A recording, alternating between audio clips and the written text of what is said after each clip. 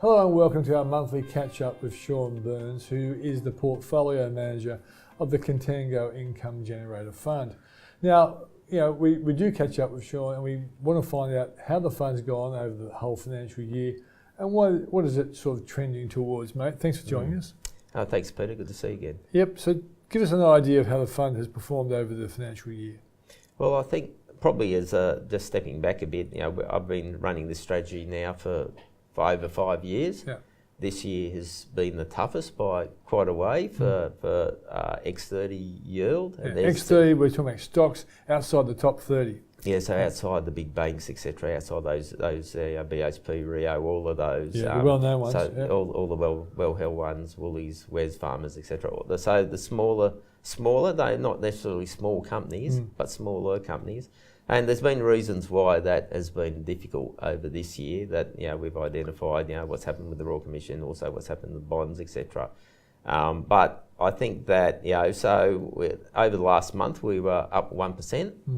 We'd like to see more than that. So I said it's been a fairly in the history of the fund, this has been probably its most disappointing year. I'd say. What's behind it, mate? What is the main reason why those dividends that you're obviously chasing for the income, why has it been so tough in those stocks outside the top 30?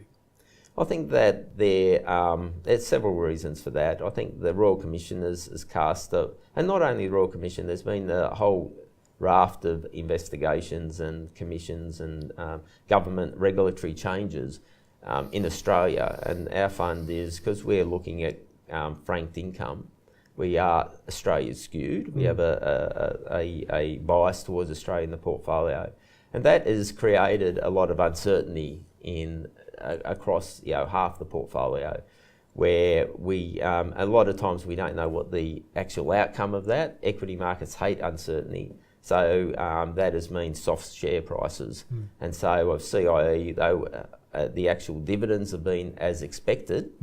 About 5.5%, and we've paid the 6.5%, 50% franked over the year as expected, and that's all gone pretty much according to expectations. Yeah. The actual share prices have been very, very reluctant to. Any bad news has been taken very badly, and that uncertainty has cast a bit of a pall over it. I think that will clear out over time. Yeah. But when the companies we concentrate on, strong balance sheets, cash flows to get out through that.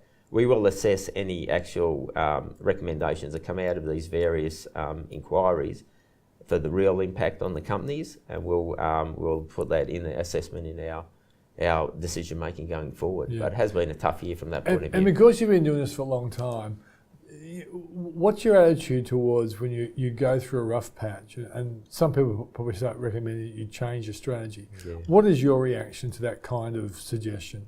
I think one of the most important jobs, probably one of the most important, if not the most important job of the portfolio manager, is to stay true to style, to know that your style goes in and out of favour in the markets. That happens.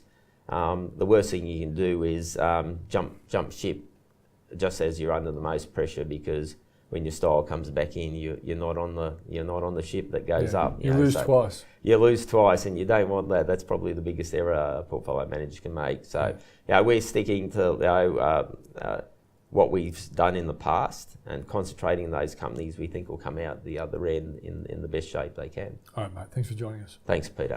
So that was Shawn Burns, who is the portfolio manager of the Contango Income Generator Fund. I'm Peter Switzer. Thanks for joining us.